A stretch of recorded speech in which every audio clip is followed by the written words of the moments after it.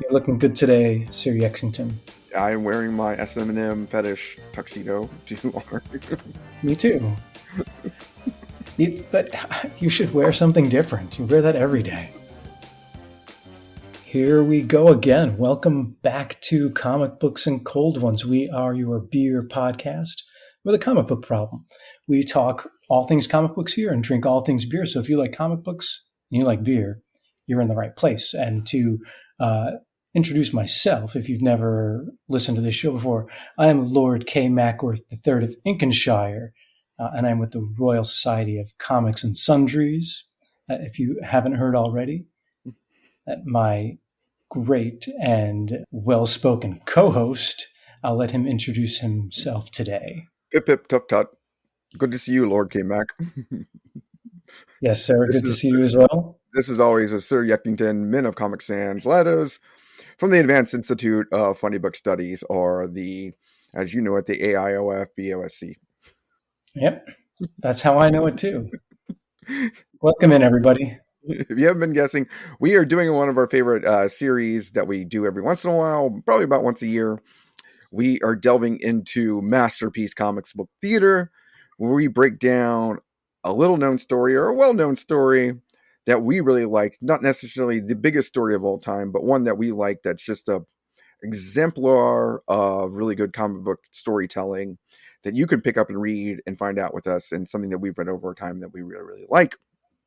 And so, as always, we don our erudite personas and break it down just like it is a PBS show going over Masterpiece Theater. And that is right. You've said it. To give the full type of show we are an oral podcast where we debate all things graphic novels, and imbibe all things barley brews.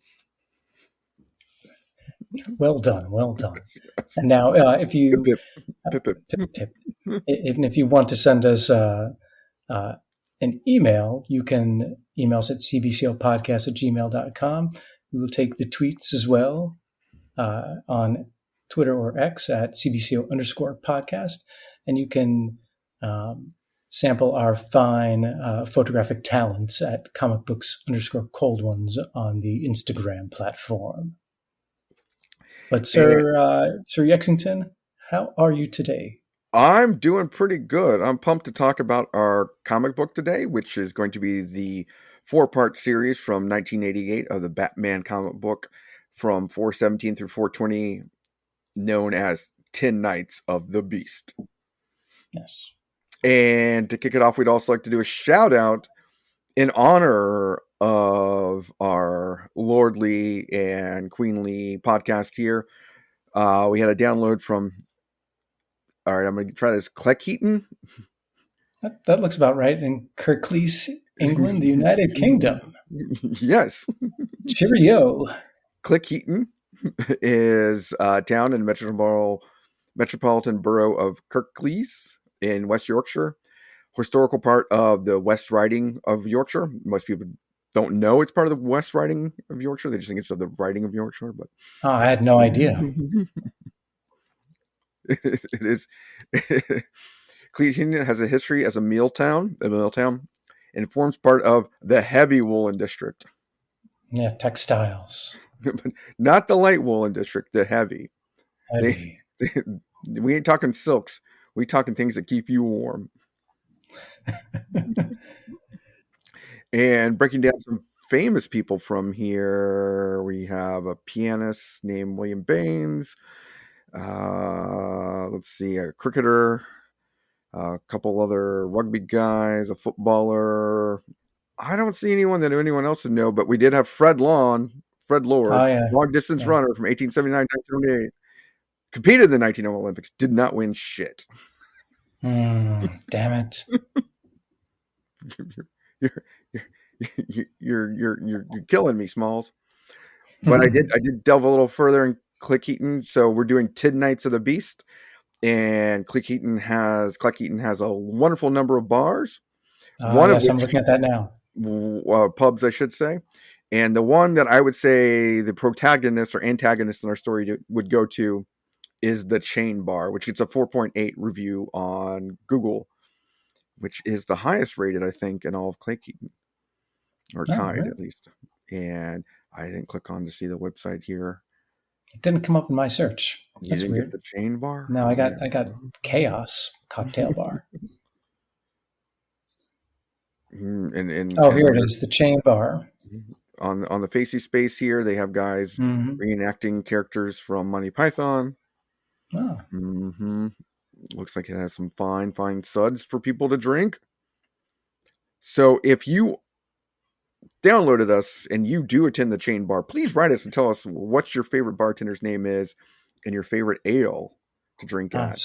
So on Untapped, someone has a picture of drinking a Hobgoblin Gold at the chain bar. I see that. They have one being poured here. We have featured Hobgoblin Ruby on our podcast, but we've never had the gold. No, I've never heard of the gold. Yeah. I liked Hobgoblin. It's hard to get in the States sometimes, though. So that is on our official UK pub crawl when we go to England. We are going to hit up the chain bar. Yeah. Because 10 Nights of the Beast stars probably the most 80s villains of all time. And who is that, K-Mac? Mr. KG Beast. Who loves all things S&M fetish, as we will discuss after we get some beers into us. And I'm sure he would love any place called the Chain Bar for said reasons. It seems like it. It seems like it for sure. And as our Masterpiece Comics Theater episode, we drink fancy beers for this one to honor these great stories. And it lets us try things that are unique, one time off, bigger bottle formats, things you might not be able to get up. So we'll review and talk about them, and hopefully you can find them wherever you are if you are interested in trying them. Yeah, exactly. This is a chance for us to splurge and get fancy. You know, we wear our tuxedos for this episode, and we get our fancy beers. So you're looking good today, Sir Yexington. I'm wearing my S&M fetish tuxedo to honor you. Me too. But you should wear something different. You wear that every day. It just, leather feels so good on me. I know. Latex and leather. It's just so comfortable. Yes. Okay. Do you want me to go first this time? Yeah, go ahead. Okay. So the beer I picked up a few months ago when I went out a beer brewing out in the hinterlands of the DC region. And I stopped off at a little brewery called Trouvaille. I do not know how. The G-Man and I, when we visited the place, debated how we actually pronounce it, but it's in Haymarket, Virginia. And they had wonderful beers. It was probably the best brewery we visited that day. And they had a lot of good stuff. But they did have a one format off beer that you couldn't get at the tap room, but it looked really good. And it's called Hype Machine. And it comes in a 1 pint bottle. And it is a Champurrado Imperial Stout aged on vanilla beans, espresso beans, cocoa nibs, and ancho chili peppers. Coming in at 12.2% alcohol by volume, 74 IBU, which is pretty high for a stout. I'm not used to that high of an AB or IPUs on a stout beer, but I'm really interested. They said the ancho is really mild. It doesn't come in too spicy. But I'm really pumped. I've been saving it for a while just for this occasion. And it is a hype machine, just like the KGB Beast gets hyped at the beginning of this comics as an unstoppable killing machine for the Soviet Union. That is true. So is that a farm brewery you got it from? Or no, this one's actually in the town of Haymarket, which is just like what used to be a farm market town. Now it has like a little bit of a downtown area and things like that. And the brewery's actually in a converted school, which is pretty cool. Oh, like an old elementary school they've converted over. And that is cool for school. Yeah. And next to it is like a pretty hip hop taco place. And then there's like a barbecue joint in the parking lot. But yeah, when you drive in, you feel like you're going to elementary school again. You know, that 1-story building, long brick, L shape funkiness. So yeah. Nice. Well, I'm looking forward to hearing your thoughts on that beer. It sounds pretty unique. It is. So I think I finally did it right with Masterpiece Comics Theater. I finally got an Oh, did appropriate you? beer. Did you Yeah, finally figure out this format? I think I did after 6 episodes or so. You know, I'm a slow learner, but it's okay because I'm wearing my tux. It's good. So my beer is from a brewery in Pinellas County, Florida, called Pinellas Ale Works. Okay. And Pinellas Ale Works is known locally because it's animal friendly. You can bring your dogs in there and everything, and their initials are PAW, PAW. Can So you bring your KG beasts in there? you can name your dog KG Beast and bring your dog Bring in it there. in, but you can't bring in a cage. You said it was animal friendly, Yeah, and beasts are animals. they are So I assume animals. a KG beast is an You animal that could you can bring in. probably dress like the KG Beast and bring your dog in there. Okay, I think that's. but you can't bring in the official KG beast. Well, maybe you could. I don't know. There'd be too much murdering happening, I think. He does rack up a body count in 10 days, and we'll get to that. Oh yeah, it's Tonight, huge. yeah. It's huge. It's huge. So my beer is 1888 Russian Imperial Stout. Ooh. Yeah. It is. I'll read the description here they have on their website. June 8th, 1888, the day in which the first train pulled into the last stop in southern Pinellas County. That train arrived carrying empty freight cars and one passenger on the railroad built by Peter Demens. Eventually, the city that arose around that stop was named after his birthplace of St. Petersburg, Russia. KG Beast is from Russia. Yes. So, the connection, everybody. There yes, you go. Yeah, right there. Yeah. To honor the arrival of that first train, we present this beer, which boasts bold roast barley, chocolate, toffee, dark fruit, and coffee flavors big enough to satisfy even the most demanding aristocrats.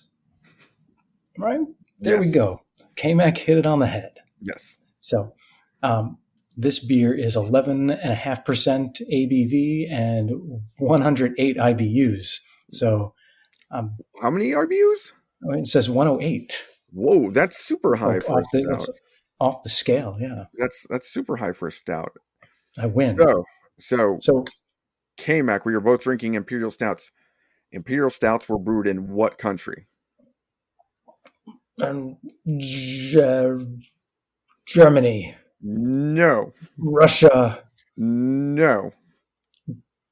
Britain. Yes. English. They were brewed in England, but what country were they brewed for? German. No. It's in the name of your brew type, beer style. Russia. Yes. There we go. So they were brewed in England for the royal court, and they were extra strong. So anytime the word imperial appears next to your beer, all that means it's extra strong, and it comes from when they made extra strong stouts for the royal court, the czars of Russia, and they liked them dark because it's cold and helps keep them warm in winter.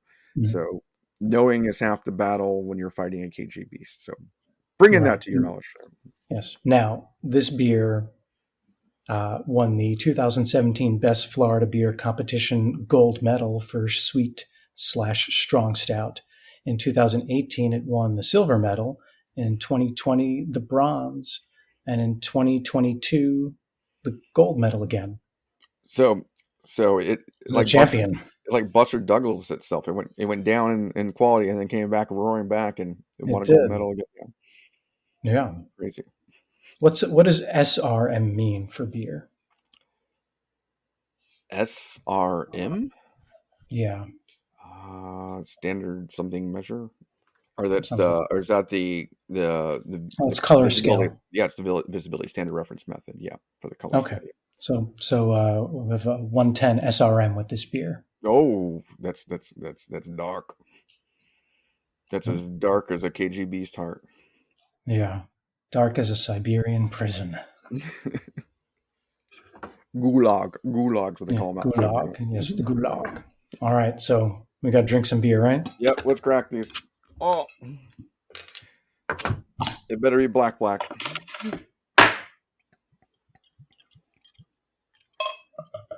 Oh my goodness.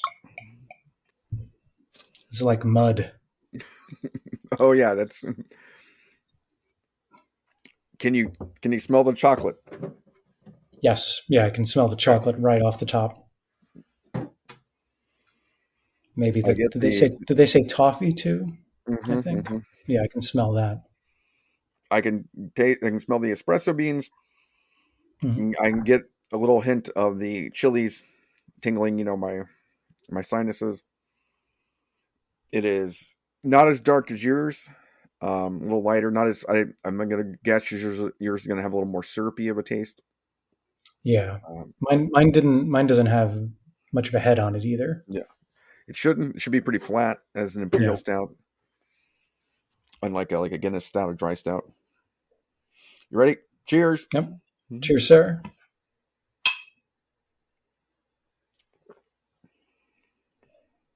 Ooh, Yeah, right. It is a little syrupy, but I can taste the toffee a lot and the coffee on the back end. What about you? like it? Oh yeah, I like it. It's good. We'll know for sure how much I like it in about 10 minutes. It's a strong beer.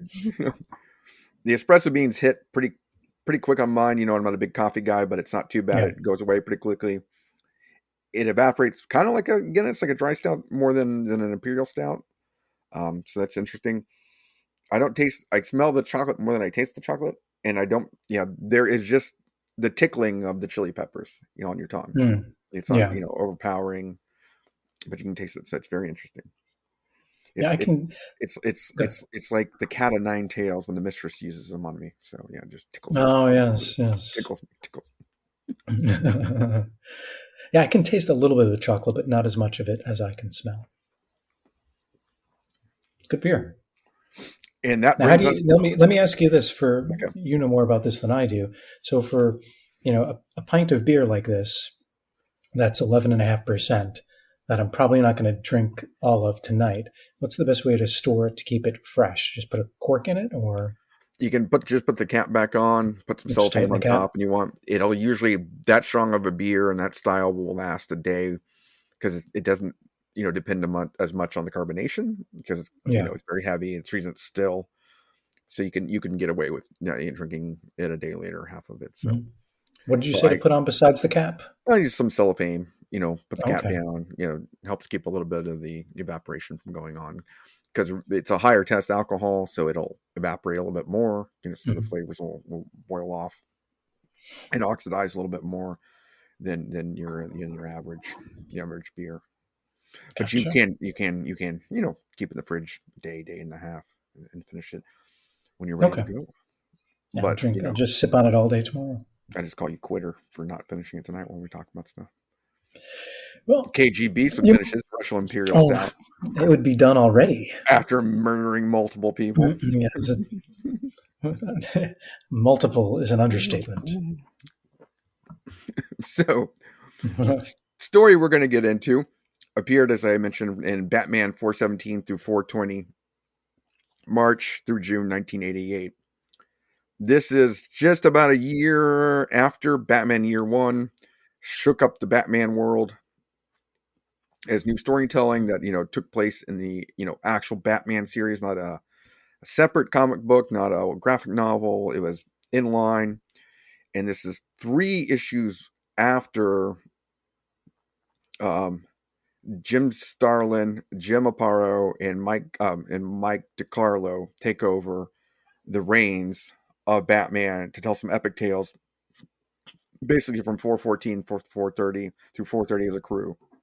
Jim Starlin, famous writer, creator of Thanos, All right. goes on. Jim Aparo, we've talked about him. We talked about him in our one of our Aquaman movies podcasts. Really, I think an underrated comic book artist, known for doing his Aquaman series, and also known for this run in Batman in storytelling. They work really well together. And then Mike DiCarlo doing inkings on it, just providing the backdrops. In addition to those guys working on these 4 issues, the covers are all done by Mike Zeck, who I think All right. may be one Good of the best covers. cover artists, one of the top 10 of my favorites growing up. I just remember all the ones he did for Captain America. Over the years, did the famous one, with who's the cyborg holding the gun, shooting at Captain America, Deathlock. Oh, Deathlock, yeah. Yeah, that famous one. He also did the cover with Wolverine hitting Captain America's shield. Shield. Yep, Yeah. that famous one. So yeah, really known for bringing it for the cover arc, and he brings it for these as well in these 4 issues, and notably also, they also changed the banners, I think, for Batman Year One, but I think this is the first one where they really did it different. So the masthead cover banners have a special look and feel to do the 10 Nights of the Beast, and that becomes pretty normal going through this run of Batman. They change it for these special runs. So Yeah, it's a nice little touch. and to round out the crew, we get August Moss and John Costanza doing lettering. Colorist Andre Ren, Roy. Sorry, I brutalized Adrian Adrian Roy. Roy. And of course, editing everything at this time for DC was the great Denny O'Neil. Denny O'Neil. Yes. Yeah. Yeah, and they put together a nice, pretty tight story here. Shove 10 nights into 4 issues. Yes. Yeah, I appreciate that. Yeah, and I remember seeing this on the shelf as a kid and getting frightened because the KG Beast looks very, very frightening on the covers. And yeah, you don't want to meet him as a young kid, that's for sure.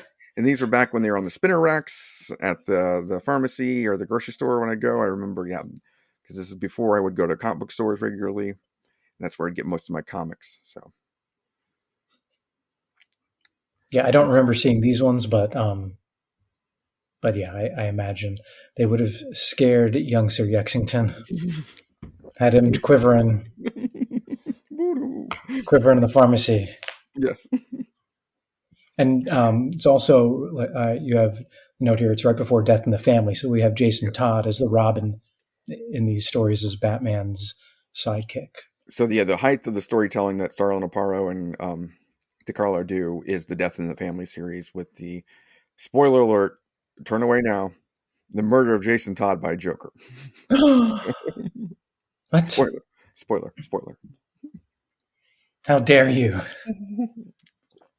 And we also warn you, these are going to be spoilers of this comic book series if you haven't read it. But if you want, this will just enhance your reading if you haven't read it yet, because we'll just So pause the show here, grab another beer, go read those 4 issues, and come on back. Right on. Right? Yeah. Or just listen to us now. It's fine too. Either one you want to do. But will Batman survive this battle with the KG Beast? For 10 nights of pain. 10 nights. I mean, I don't know if he's going to make it, but so if you're fine with spoilers, keep going. So what's the plot we have here? So the plot breaks down is there's a secret organization, secret cell within the KGB called Hammer that goes rogue, and they want to take out, at this time, the people who are trying to create the Star Wars program in the USA, which I can only imagine means they're trying to take out George Lucas from making the prequels. Yeah, before it happens. They've seen the future. Yeah. Yeah. And they're like, we got to get him out of there. The Russians are like, fuck you, Jedi, last movie, stop. So how about this, right? No, I heard about Jar Jar Binks. No, Jar Jar. The best part about this episode is going to be Yak's Russian accent. I'm so pumped to listen to this. Я говорю по-русски. Отлично. Хорошо. KMac forgot I speak a little Ruski, so yeah. So all right. So if the KG Beast is coming to take out the Star Wars satellites, right? The program, the people that are trying to create the program. So for those kids that were born after the 80s, the Reagan administration had the idea to stop the ballistic nuclear missiles from ever landing on the U.S. is that we'd send up satellites and put missiles on them to shoot the missiles out of the missile sky. Right. So we would put little Death Stars around the planet. Yes. To shoot the missiles out of the sky. So KG Beast is essentially the Luke Skywalker of this story. And Batman is Darth Vader, right? That would be my interpretation. Yeah, that's the deconstructionist interpretation. Now that we are postmodernism here, we are, after the fact and we're looking at it, KG Beast is maybe in the right for trying to de-escalate things. Yeah. His by, methodology is probably not right, but by murdering everybody. everybody. Yeah, the body count is pretty high in this. We'll get into the body count.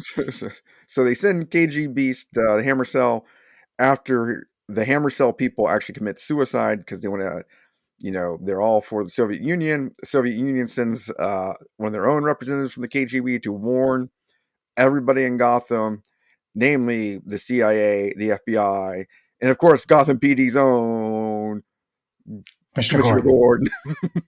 getting the lowdown on all the good stuff. All right. But and not everyone can be trusted. Yeah. KGB has 10 targets he needs to take out for to take out the Star Wars program, basically. That's his mission. He's got to kill 10 different people involved in the Star Wars program. And he's assisted by a rogue Iranian guy who's on vendetta against the U.S. named Nabin Solari also. So right. Who has the same side profile as Keith Hernandez from the New York Mets. At the time, Hernandez was still big. Multiple Gold Gloves. Huge. I don't know how many Gold Gloves the Iranian Keith Hernandez had, but probably not as much as the regular Keith Hernandez. Yeah, I mean, it's very clear. It's very clear they modeled him after Keith Hernandez. Poor Keith Hernandez. See that right there? Definitely. Definitely Keith Hernandez. Kids may know him from Seinfeld also, if you've watched Seinfeld. Went on to date Elaine Bennis, yeah. Yeah. Or did Elaine Bennis go on to date Nabin Solari? Ooh, good point. Never know. Well, Nabin Solari ends ignobly in this one, so yeah. Maybe probably right. Not. So, as always, we don't try to do a big walkthrough on all these. We just kind of hit the high points of the things we really, really liked about it. And we tell you the story around it. And that's what we're going to do, kind of hit our big five here. And so, number one on our list, the man that has 10 targets really makes the story, because this is a really tight story, as KMac pointed out, 4 issues, and it keeps you on the edge of your seat. You don't know what's going on, because the thing that keeps it going, though, is just an unstoppable killing machine. Yeah, he's always one step ahead of Batman the whole time, too. Yeah, is the KG Beast, also known and by his regular name, Anatoly Kanazev. Come on. Your Russian's better than that. Kanazev. Well, I think it would be Knizev, is what it would be. Knizev. Yeah, Knizev. Yeah, the Y would be in A. So.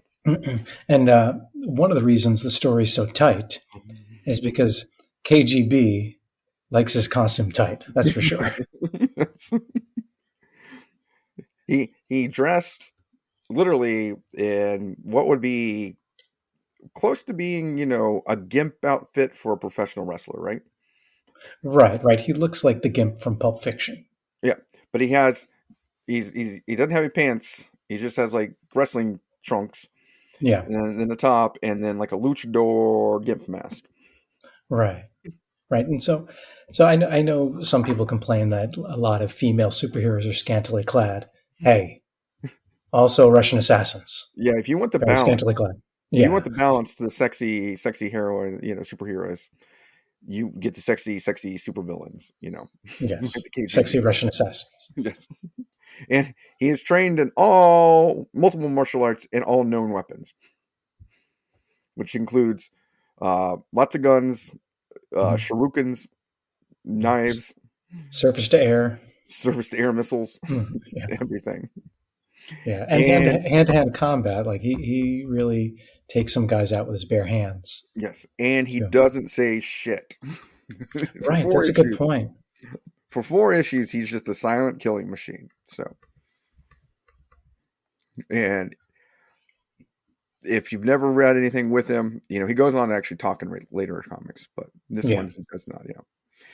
In addition to rocking, the S&M gear, he does also, when he goes incognito on the streets of Gotham, he wears a fedora and a trench coat over said costume. Yeah, you can blend in Gotham that way, no problem. Everyone's wearing a trench coat and a fedora. a giant muscle man wearing a gimp mask. Blends in if you put a fedora and a trench coat on him. Right. All the millions of people in Gotham are wearing a trench coat and a fedora, and one guy's dressed like a bat. Yes. And we'll get to that more. But he just goes through and just starts murdering people. And we'll go to some of his kills here. So he has to kill 10 people. And we won't go all through, but we'll get to all the ones he does get to kill in here. So he starts off, before he gets to his target kills, they show up on the beach in Gotham, like harbor. I didn't know Gotham had a beach. Yeah. Interesting. Kill 60 EA agents right off the bat. Bare hands. Who think they're trying to break up a coke deal from Cuban guys. Crockett and Tubbs just get wasted. Then he goes on and just starts whacking people. So he kills Michael Roberts, who's the senior administrator of program of the Star Wars program in Gotham, suffocates him. He kills Terry Kavanaugh, a physicist, by decapitating him with fishing line while he's riding a motorcycle. Yeah. Terry Kavanaugh, that name sounds familiar.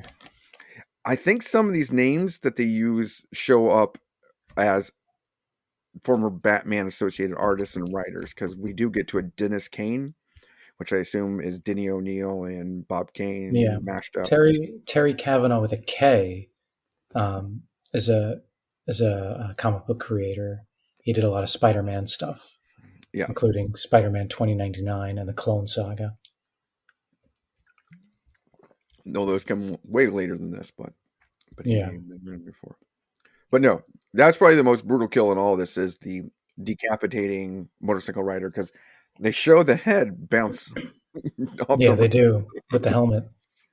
And Commissioner Gordon's like, I thought that was just some team pranks that went wrong. Oh, naive, sweet Commissioner Gordon. Then KGB also takes out Jason Green we don't know who's the head of security for the Star Wars program that Batman knows. Either he breaks his neck first, then throws him off a building, and Batman tries to capture him, or he breaks his neck on the way chucked down off the building while he's going down. So, that we're up to multiple bodies now. Then he kills Dennis Kane. He doesn't kill him, but the fourth target, Dennis Kane, is a scientist who rocks some shades and headphones while he's doing some experiments. And his buddy Nobbin, who poses as a janitor, kills him with a bucket somehow. A bucket of like acid or something, wasn't there? They don't describe it. He's just walking in with a bucket of water like he's mopping, and then just buckets the guy. Yeah, like drowns him in the bucket. But yeah, it's weird. KGB then gets Sylvia Burrows. They never explain what she does, but he gets her with poison OJ and her boyfriend. Right. It's the old classic switching out the OJ bottle. Now, when you looked at the scene, did you see that there are 2 bottles of orange juice in the fridge? Yeah. One with a clear white triangle, one with a black triangle. How does KGB know which one to poison? Or does he poison them both? No, I think the poison... Like, what's the difference? Is one with pulp and not pulp? No, one's with poison and one's with not poison, because he puts the poison one in and then he walks away with the other one. No. I don't know which was which, though. Yeah, I'm not a KGB assassin. I have no idea how to do it, but no. How do you have 2 bottles of? You have to have 2 different pulp levels, right? In your orange juice, you have 2 bottles of orange juice, right?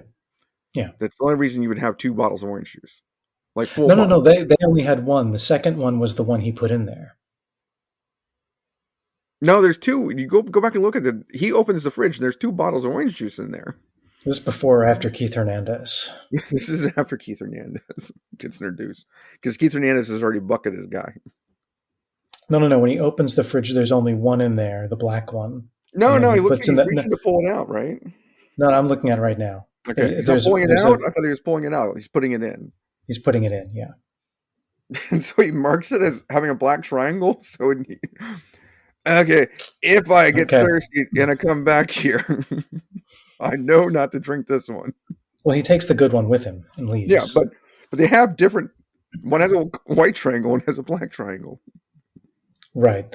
white triangle is poison. The black triangle is all good. Now flip ahead, and there's 2 bottles of orange juice, I think, on the table, and they die also. Or is there Just one. bottle? Okay. There's just one. Yeah. No orange juice on Bruce Wayne's breakfast table, though. We'll get to that in a minute. So, racking up the body count. And then he eventually, Nobby poisons Ben Wilder, who's the presidential advisor on the program. And then KGB also takes out Congressman Burns using a hotel bomb. Mm-hmm. And then he kind of fails on his last 3 targets. We may discuss more of them. But in the ensuing thing, he kills 15 partygoers with poison. He kills a congressional aide with a congressman. He kills 1 criminal's arms engineer, 2 cops, and 2 more CIA agents, for a total body count of 35 minus 2 if you take away the ones his buddy did. So he racks up in 10 nights 33. I thought he killed 80 people at the benefit, though. Oh yeah, it was 80. It wasn't just I could only count 15 in the picture. I think they said it. I'll look around for that and see what I can find. I just counted bodies in the picture. Oh, jeez. I got out my pen. It's like 1 dead party goer, 2 dead party goers. Check. I printed it up large. But that's quite the body count. So you believe it when he's an unstoppable killing machine. And what really sends it over the edge is in one of the scenes, if you know who KGB is now, you know he's missing a hand that he has for a weapon. He starts out the story with 2 hands, but he gets in a fight on a rooftop, and Batman lassos his hand with a rope and is pulling him over the edge.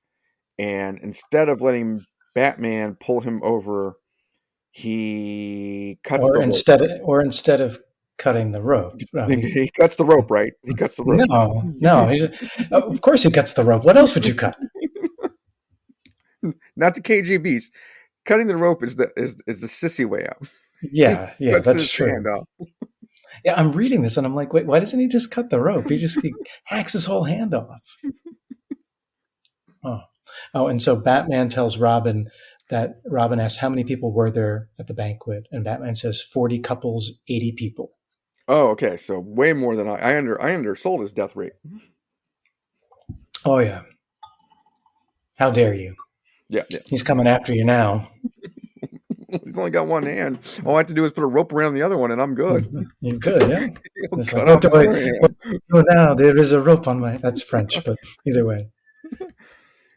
You put rope on hand. I cut off hand now. Beast, you can just cut the rope. You know, the axe can cut rope pretty good. Right. In Russia, we cut hand. Axe rope cut axe. What? That makes no sense. You'll never seen Russian rope. It's very strong. It's a brick axe.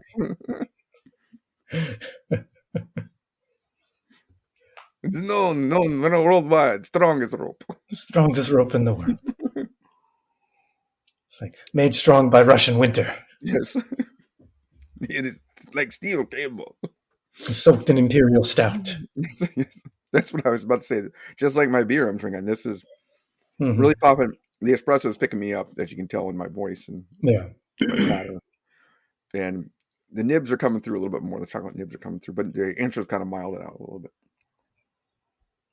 I'm tasting a lot of toffee now. Good deal. Yeah. Toffee's liking it? Good. Yeah, it's good. It's maybe a little too much toffee on the back end, but yeah, I'm enjoying it. I'm going to have a little water now and start over. In Russia, that's probably what's not original. You know, they don't have that much toffee. You know, because toffee is strong like a rope. You can't chew. Right.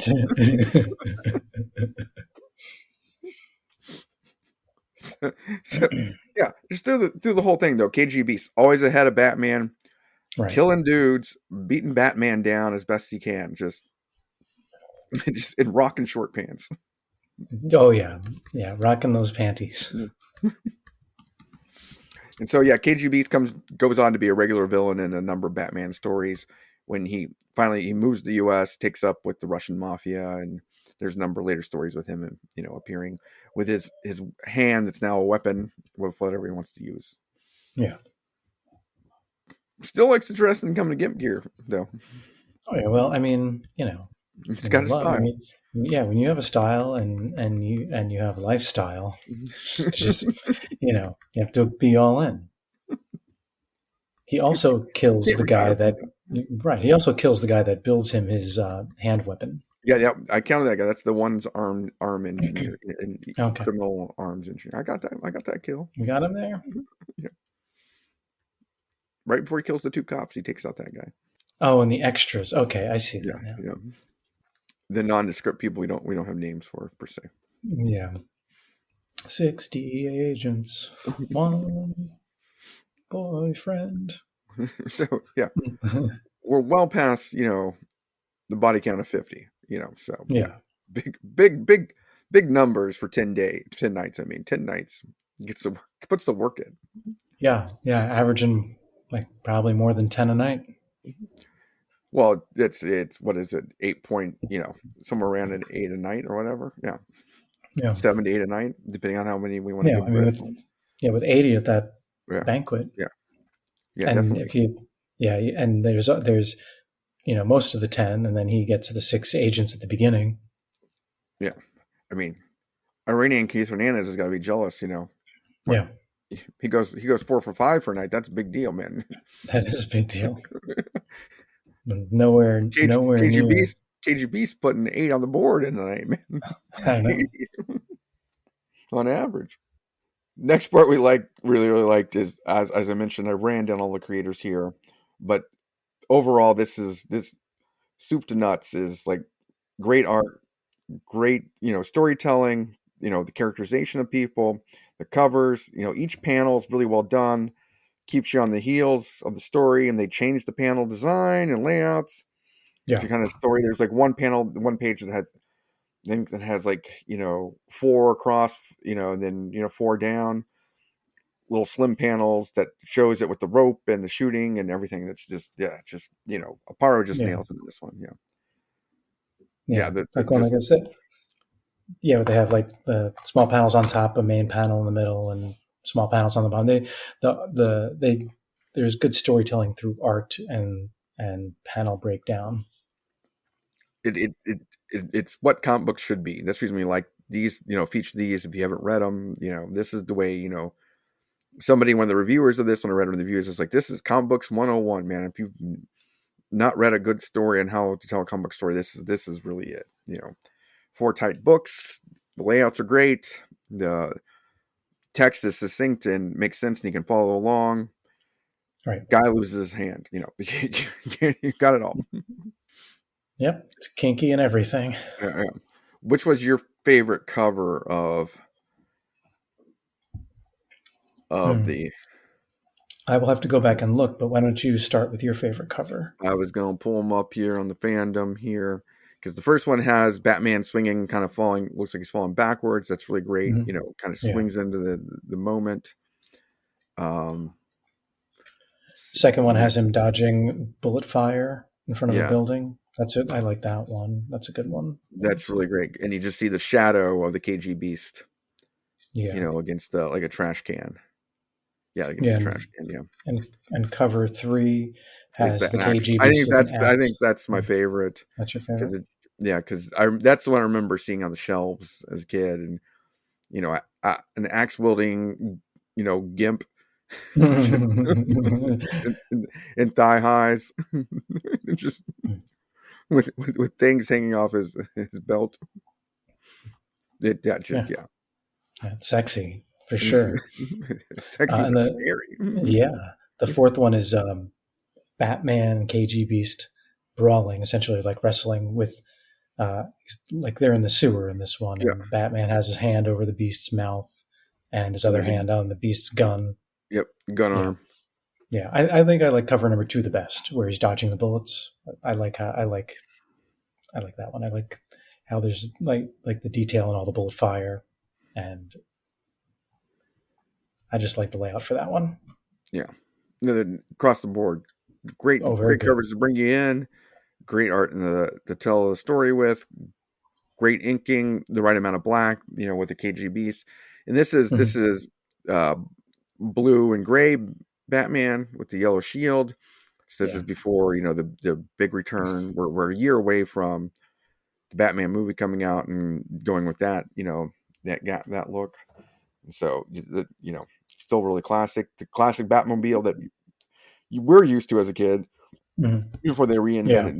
We could just go through and do wild Batman mobiles, Batmobiles. So yeah, they put together a good story here in all aspects. Yeah. Number 3 on our list is, like any good Batman story, Batman gets the shit beat out of him. Yeah, nonstop. Which we have talked about multiple times when we cover Batman stories, that we like it when he gets the shit beat out of him and keeps going. Yeah, I mean the list of injuries is pretty extensive, and pretty much every single injury is administered by the KGB. So like his assistant doesn't do any of it, but it's all they meet a couple of times. I think they meet twice before the final battle. Yeah, and it's like elbow to the back of the head, knee to the face, knife in the wrist, which is blocked the knife to the face. Actually, yes.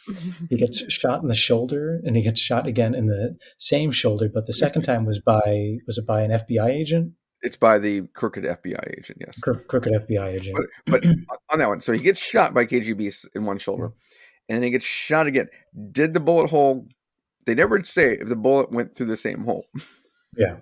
What are the odds?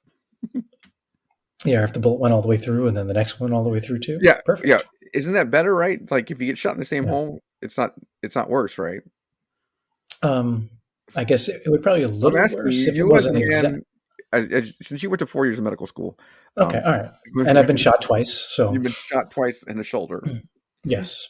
So this is what I'm going to say about that. And I don't want to scare people, but if you get shot and it goes right through your shoulder, and if you get shot again and it goes exactly through your shoulder in the same spot before it's healed the first time, you won't feel a thing, nothing.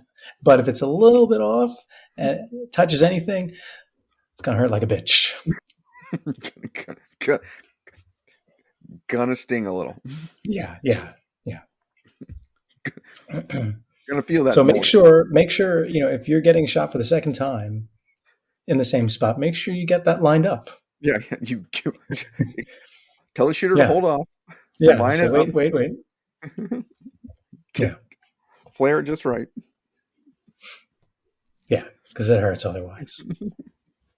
If you know you're going to get shot, right, then just go ahead and get shot before that, and then try to match it up for the second one. If you're planning to be shot, yes, within a 2-week period twice, let's say. Yeah, or even maybe a little less than 2 weeks. All right, let's say 10 days. Yeah, 10. If you're planning to get shot twice in 10 days, yeah, go ahead, take the first shot. Mm-hmm. Just do it yourself. Yeah. Because you already know you're going to get shot twice. So just go ahead and range for that. Yeah. The chances of it going through the same hole are much greater if you've already been shot. Yes. Well, your chances increase actually twofold, right? Yeah, they double. Your chance of getting shot through the same hole twice without being shot the first time are 0. Yeah, you have no chance, and it's going to hurt. It's going to hurt. This way, you have a chance of not hurting yourself with that second shot. Yeah. So that's KMac and Yex tips on getting shot. Write it down. Doesn't apply to all parts of the body, though. Warning. Shoulder. Warning. This is shoulder only. The shoulder only. Yeah. In the spot Batman got shot. So open up the books and read them and find out where that is. And limited. Yeah. Yes. Limited window. It doesn't work anywhere else. Yes. So in addition to getting shot in the same shoulder to the same hole, he gets a dead CIA agent cross-body pressed against him. Yeah. pretty impressive. He gets a knife across the chest that cuts open his logo. Mm-hmm. He gets tear gassed, and then he gets a gut kick. In addition to this, he does a lot of tumbling falls and grabbing and things like that also. Yeah, it falls off buildings, off cars. Yeah, right. Because he was on top of the van, and he got like thrown off, or he had to like he flip it turns his over to body stop it. to take some of the brunt when he's falling off a building. Yeah, to save the green guy. Yeah, so in retribution to this, what does KGB get? well, he gets his hand cut off. Right, we know that. Well, that's self-inflicted though. Yeah. Oh, what does Batman do to him? What does Batman do to him? At the very end, or just during? No, just during all their fights, like up till then. Basically, all Batman gets over on KG Beast is he throws darts into him. Yeah, that's right. And Batman does do his own dead CIA agent press toss. Yeah, he does. He gets back. He mentions, "Hey, turnabout's fair play," or something like that. Yeah. like this poor CIA agent's family. Yeah. He's gonna get a body back that's been pressed around by superheroes and supervillains. He's probably looking not too bad because he got shot. He's probably in okay shape. But now they're like, the coroner's like, post-mortem, he got wrecked. Yeah, Batman doesn't get too many shots in at all on the KG Beast. He just throws darts at him the whole time, and I didn't even know Batman threw darts. And he does. I mean, are they supposed? Yeah, they're not even batarangs. They're just darts. And he takes a lot of darts. Like he takes a lot of darts to the fingers, takes one to the head. But they are literally like throwing darts, like when you go to the pub in Cleat Keaton, and you throw your darts, or Clay Keaton. They're not even poison darts. I think one of them is a poison dart, right? Yeah, he gets him in the eye with something, doesn't he? A dart. A dart. Or near the head. It's near the head. Near the eye and the head. Yeah, I'm trying to see it now. He does. They don't really show it because I think comics code. Well, they show a guy get decapitated with fish line. They do. They show some blood spurting out of his eye, but they don't show actually something hitting him in the eye. Yeah, the head though does stay in the helmet, so maybe that's the way they can get away with it. Yeah. There's a funny thing about eyes, I guess. Did you hear about the Todd McFarlane story and the eyes? No. When he was drawing the X-Force Spider-Man crossover, right? The one that was landscape instead of portrait. I own this. I own those too. But Shatterstar stabs Juggernaut in the eyes. Yes. Right? And he wanted to show that, but they wouldn't let him show that. And he's like, but look, all this other stabbing everywhere. And they go, no, you can't stab in the eyes. So they showed like from behind or something. I don't think they showed the actual, or Juggernaut was just covering his eyes. You know why that is? Why is that? It would encourage children to stab Juggernauts in the eye. That's true. And all those poor Juggernauts. Yes, blind. You can't encourage the kids to stab Juggernauts in the eye. Poor Juggernauts would have no eyes. I know. Similar to this, you can't show the dart going to a KG Beast. Kids be throwing. They go to the Pinellas Ale Works. They're going to be throwing darts in KG Beast's eyes that are just hanging around. Right. They head down into St. Petersburg. Like, this is where I can find KG Beast to practice my dart throwing. We can listen to the Comic Books and Cold One podcast. But yeah, Batman takes a lick and keeps on ticking, and that keeps the intensity of the story up. And it previews what I want to say, what's reading the future, showing the future, previewing, forecasting. Like the same character in Bane doing the same thing to Batman, right? Yeah. Over a same, not the same number of nights, but like a month instead. Because a lot of people call KG Beast, Russian Bane or Silly Bane or whatever. Yeah. Pre-Bane. Yeah. Pre-Bane. Yeah. Yeah, that's a good point because he's very, very similar character design too. Yeah. A guy wearing a gimpy luchador mask, wearing all black, and just a beast. He's yoked up. And I can't remember that they didn't have KG Beast fight Bane, did they? in any of those. No, I can't remember. I don't know. That doesn't sound familiar. Bane takes out some villain to show that he's the ruler of Gotham, whatever, but I can't remember. Yeah, well, Bane hires the KG Beast in, well, like we were talking about this earlier, in one of the more recent stories to kill Batman, but he accidentally shoots Nightwing in the head. Oh yeah.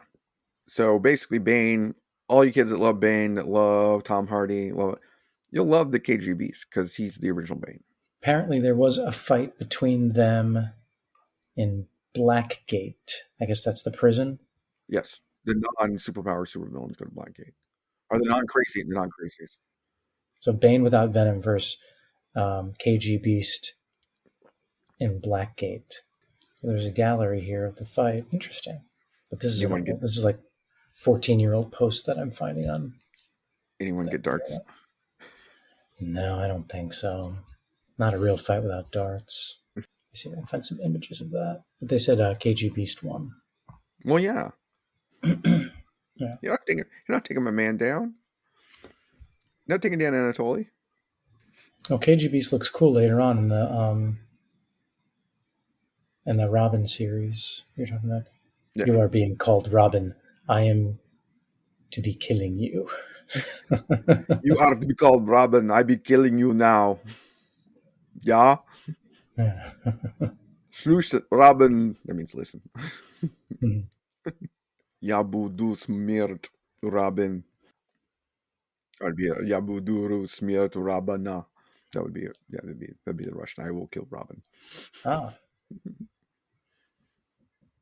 Yeah, that's how you say it.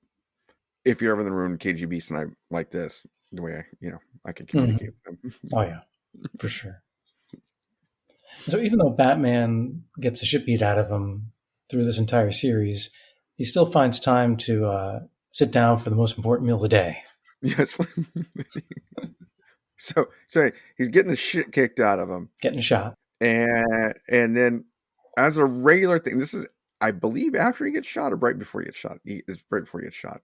Alfred makes him breakfast and he's wearing his full Batman costume except for the cowl. And Robin's in his school clothes. And they're having a routine breakfast at Wayne Manor. like it ain't no thing. It's like, yeah, I gotta eat breakfast. I ain't changing. Have my breakfast. I'm not changing.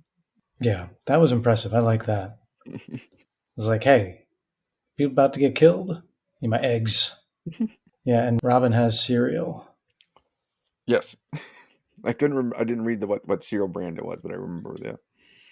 Oh, it's cornflakes.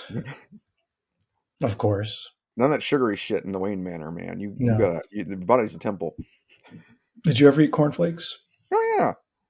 What did you put anything on them? I always put sugar in my cereal. I put sugar on them too. So I couldn't eat cornflakes without putting like a pile of sugar on them. Yeah, a spoonful of sugar. Like Chex is my favorite cereal of all time, but that's because I would put a spoonful of sugar on it. Oh, jeez. This is the greatest thing ever. I never really ate Chex. Not Chex, man. No, like the whole wheat and sugar. Yeah, I was a Honey Nut Cheerios kind of guy. I already had the sugar in them, but sugar baked in. Yes. But brings us to our thing where Batman's a G, eats breakfast in Wayne Manor, but second part that we like, and probably our number one thing, this is my favorite thing about Batman stories, is when he's a real detective. And throughout the whole time, he's studying up, planning, trying to counteract whatever the KG Beast. And the big thing is, KG Beast has to operate in his environment in Gotham, and he uses Gotham to his advantage the whole time throughout the series. So especially at the end when Batman kind of sets his plan in motion because he knows who the last target is, so Batman can kind of set the terms for the last showdown. Yeah, and that's what I'm a sucker for Batman being a detective, and then Gotham as a character in the story as much. So right. Batman chases down where KG Beast is getting his weapons by beating up on the local two big criminals. Hoods. Yeah. The way I put it is beats down the doors in Gotham and locks one too. That's what he does. Yes. So the big ending is so the whole time KGB is operating in Gotham, so he He, goes to street contacts. He plans with the Gotham PD, all these things. The other one is the whole time Gordon's involved in this, even though it's the CIA and the FBI running everything. Yeah. Gordon's like, I'm involved, bitches. So, Yeah, Gordon does a good. Gordon's keeping things from the FBI yeah. and running his own operation. Yep. So yeah, it's classic. Nice. Gotham runs on its own clock, and it's Batman's clock, along with Gordon when he comes along with it. And so at the end of it, it goes to a fight in the sewers underneath like the Gotham Convention Center, and the way KGB gets beat is Batman tricks him into a tunnel that's a dead end, and this is the only time I think before then that Batman does he kill him by locking him away forever? We know he lives, but Mm-hmm. Yeah, I think there's a retcon later. I read somewhere that they said that Batman eventually told the authorities where KG Beast was, and they went and got him a few days later. After he's like tired out. Yeah. Yeah. I'm so tired out down here in the sewer, but I have all pipe. Yeah. Oh, so one thing we didn't mention with Batman the detective, too, is like Batman disguised himself as a police officer. Yes. And he wears a disguise as a blonde-haired dude, but he wears it over his cowl. That's what it looks like to me, and that's hard to do, wearing a mask over your cowl. But he slicks back the Batman. Yeah, he slicks back the bat ear somehow to put on his curly blonde wig. It's lovely locks. Yeah, it's impressive. Yeah. and Aparo draws Batman really, not as the muscle machine or whatever. He draws him, the slender athlete. And there's like the scene where KGB cuts off his hand, like, Batman's on the other end of the rope. And so when he cuts off his hand, you think Batman's going to fall, but instead Batman is just one arm hanging from the eave of a building, Yeah. And I mean, it's ultimate Batman. Like, he knows he's outmatched physically, strength wise, but Batman's still the great athlete and detective and always planning ahead. But you get the physicality of the Batman as well. So yeah, he can dodge cinder blocks, do everything. It's just good. It's good. Yeah. Anytime you get my two favorites, Batman getting beat up and Batman being a detective in Gotham as a character. So the big three for me for a Batman story. Yeah, and you'll notice, listeners, that when we do these Masterpiece Comics Theaters, essentially it works out that we do every other one ends up being a Batman story. Batman just has a lot of good stories. So yes, limited. We realized that kind of after we started, it was kind of trending that way. But yeah, like you said, good stories, good concise stories, not these like 10-issue meandering, wandering stories, but they're tight and they're well done. So it just lends itself to this kind of treatment. Yeah, not the big long, something's going to happen in 10 issues, 11 issues that we set seeds for earlier. These are, Gotham is under siege for something and we got to figure it out and get it solved. And although there are some Batman stories that are a little longer that are still pretty good and pretty tight. So they're good, but they're not Masterpiece Comic Theater. Some of them might be, but a lot of them are just the 4 to 5 issues, which is great. And then what's the last thing that we liked about this? If you're going to have the ultimate 80s villain as a Soviet communist unstoppable killing machine in Gimp costume, who does he have to be going as the number 10 guy on his list? We didn't get to the other two people he didn't get to kill. Out of the congressman, he killed him, but he tries to take out a senator and he tries to take out a general, and he fails both times on those. One of them he tries to take out with a stinger, and the other one he tries to take out with another hotel bomb. But who's the head of the Star Wars program, KMac, that he has to take down? I always take out Emperor Ronald Reagan. The Gipper. The Gipper. That's Luke Skywalker beast. Has to overcome Batman Darth Vader to take out the Emperor Ronald Reagan, the Gipper. That's so funny. And you're not having the ultimate 80s comic if you're not having Ronald Reagan as the president appear. as the target. And he is completely Ronald Reagan. He doesn't give a shit about what's going on the whole time, despite the fact they're like, you have an unstoppable Russian killing machine after me. He's like, well, it's fuck. He's like, well, what are we going to do about this? He's like, I got Batman. They tell me he's the best. that's the line he says to Batman. Yeah. I trust my professionals, and they tell me you're the best, Batman. They tell me you're the best. Yes. And he even like Jason Todd saves his life from Nobby, who this is where Nobby dies. He tries to kill Ronald Reagan on the top of a building by using a hand glider with a suicide bomb vest on him. Right. Hang glider. Awesome.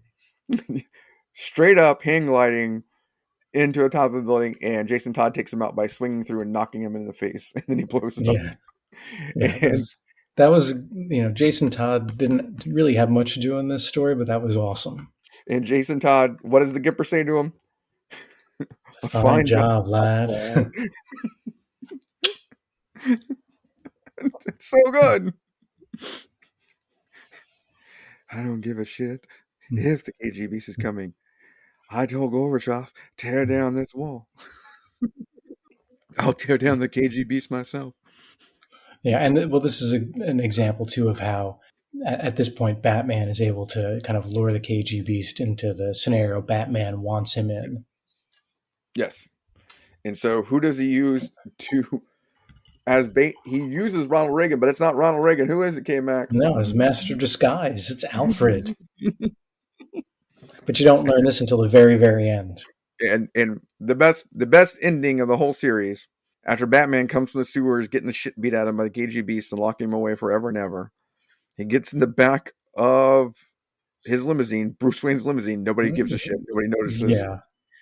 And the fact that the person driving said limousine is Ronald Reagan. Right. And it ends with the line, remove that silly costume. Like nobody notices Batman gets in a limo that's driven by Ronald Reagan. Yeah, that's pretty funny. Get rid of that silly mask. I'm just not in the mood. So Batman tells him. But it is also interesting how he... Batman in a limousine being driven by Ronald Reagan? The Gipper? But it is interesting how he finally takes out the KGBs too. It's a bit different. It's not like a beat down fight. He ends up, just. And then the best part is the narration of that Batman explains when he was younger, he would have tried to test himself against the Beast to beat him down, to use all his skills to beat him down. But now he's smarter and wiser, and he knows it's not worth it. So he's just like, I just tricked you, and that'll be good enough to win. But he says, hey, he wanted, normally, he would have really wanted to see how well he would have faced him. Yeah, it's interesting that there's just a random room down there in the sewers too, with a really heavy metal door. But hey, that's just the way Gotham sewers work. That's what. And there's a stack of pipes. The KGB thinks he's going to use his weapons. Oops. How bad did it go? Oh no! Oh shit! I get locked in room. Gotham sewers suck. Damn you, Batman. Well, and it alludes to in the story, the reason he left him locked there is because the CIA dude told Batman that if they arrest him, he'll just get extradited back to Russia because he'll have some kind of sovereign immunity because he's in the KGB. Yeah, and that's not the way it works when you kill over 80 people. No. I trust the CIA person. I'm sure that's exactly how it works. If you kill 80 now, you are a lawyer, and you're like the Lethal Weapon 2 rules apply, Jeremiah. Yeah, they do. Just the way it works. Lethal Weapon 2 set the precedent on diplomatic immunity that you're allowed to kill whoever you want. Yeah. And the only resolution to this is you have to be killed by a rogue agent, FBI, a rogue police officer, law enforcement official, such as Batman, or it's not Murtaugh. Who's Mel Gibson again? It's been so long since I've seen any of those movies. Lethal Weapon. Martin Riggs. Yeah, Riggs. You got to Riggs them. That's the legal precedent. You have diplomatic immunity except for being rigged. Do you know they're making Lethal Weapon 5? They are? There's a whole bunch of teaser trailers that I'm seeing here. It's supposed to come out I guess it was supposed to come out last year, but it got pushed back to this year. I mean, pushed up to this year. Are they facing KG Beast? I would think so. Who else would they face? Well, I mean, he has diplomatic immunity, and the only thing that could take out diplomatic immunity is Riggs. We've established this. Yeah. This is Mel Gibson's directing it too. well, of course he is. That means Riggs is going to end up on a cross and whipped multiple times, and then crucified by the Romans. And then some Aztecs or Incas or Maya are going to see Spanish ships officially.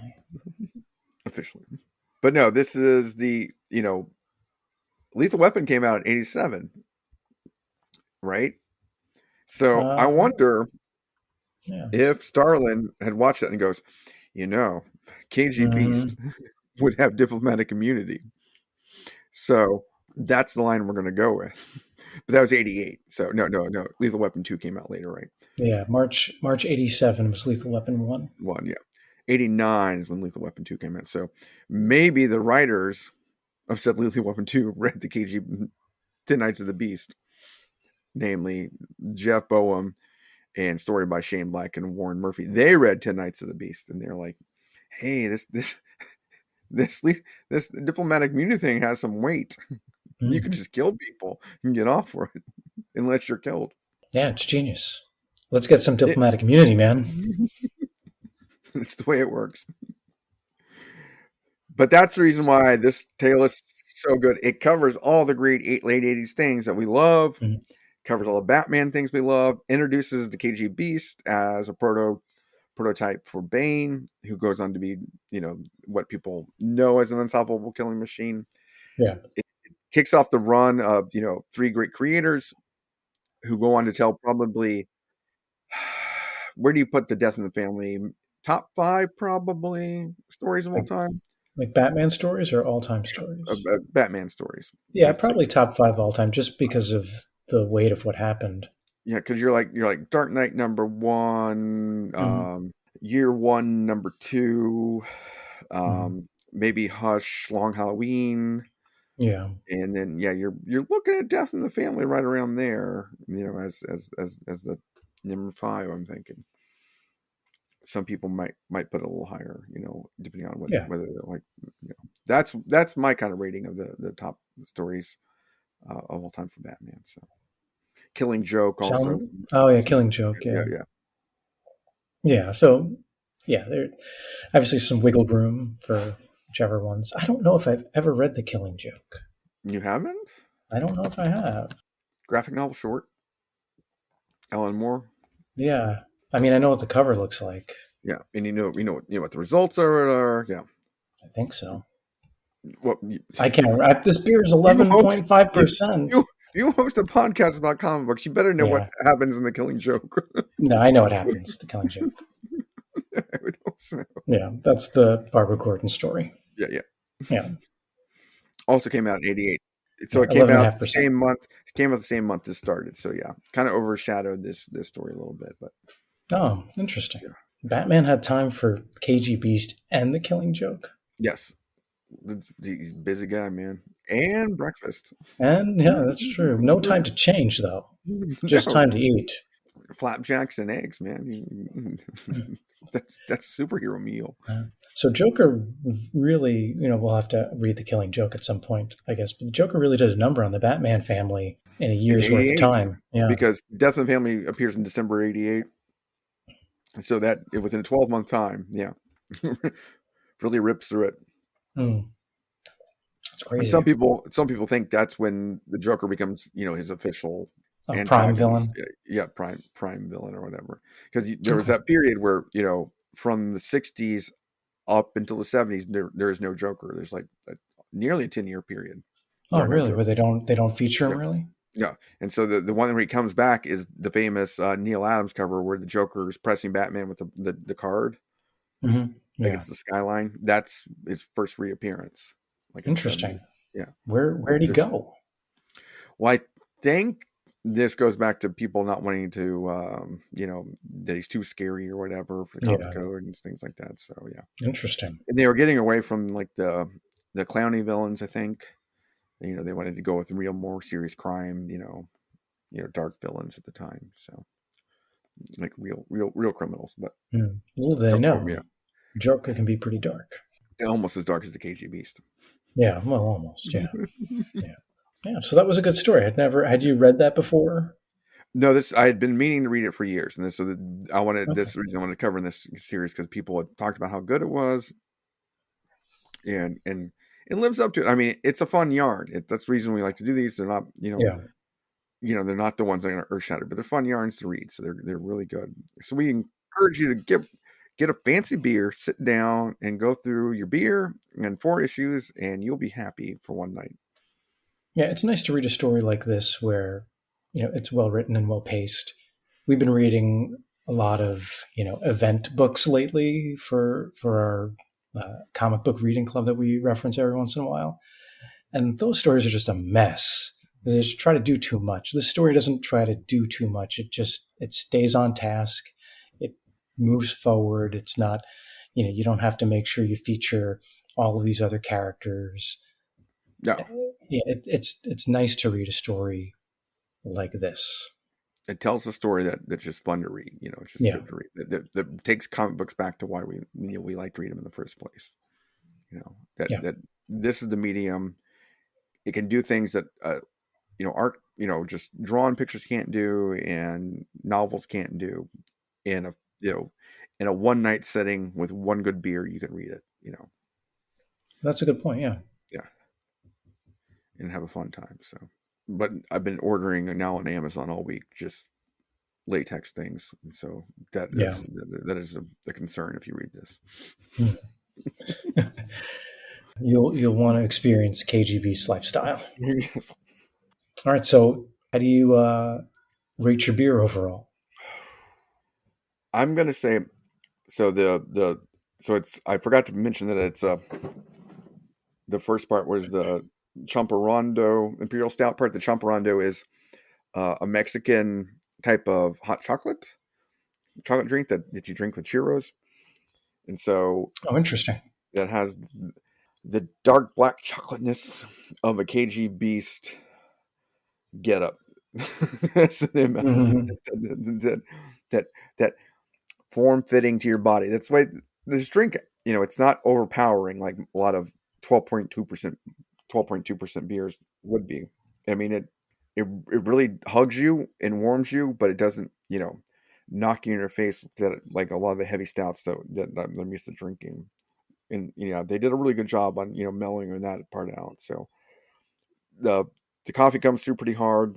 It doesn't come through as hard, but it does come through, which not always my favorite, but no, it for a winter's night, I like it. Nice. Form-fitting KG Beast gear. It's good to know. Yes. And you? I understand why it's won the awards that it has. I mean, this might not be like my beer of choice, but for a beer this strong and with IBUs that high, it is pretty smooth and it's very drinkable. I wouldn't cut off my hand for it unless it was tied up in a rope. Yeah, no other choice because it's tied in a rope. Right. Your only 2 choices were to cut the rope or cut your hand. Yeah, I mean, obviously, you don't really have a choice if your hand's tied up in a rope and you only have an axe. Yes. But yeah. So I enjoyed it. I don't know how I'm going to get through this whole thing though in a day, but I will do my best. Well, you have a family. Persevere. I do have a family. I have little kids. Not little kids. I have kids. I'll give it to them. Nothing makes them stronger than Imperial Stout. Right.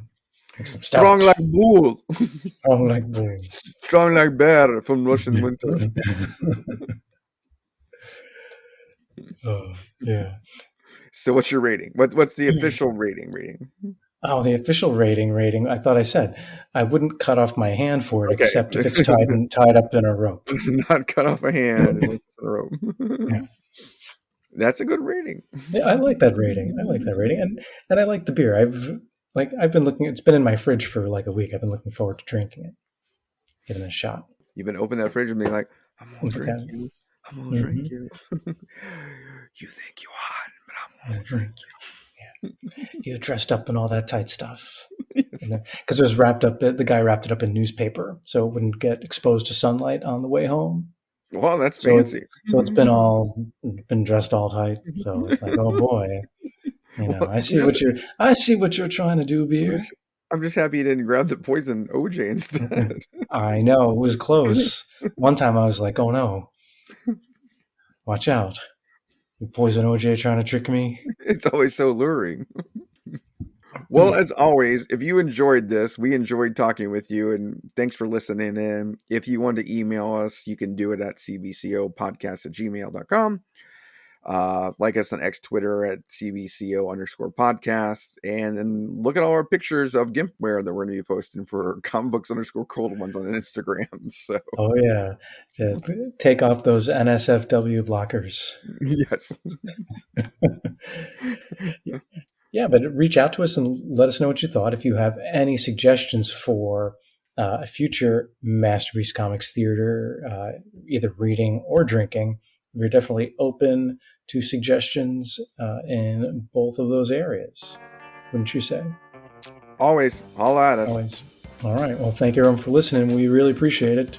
Pip, pip, tut, tut. Pip, pip, pip, and check your orange juice labels. Cheerio.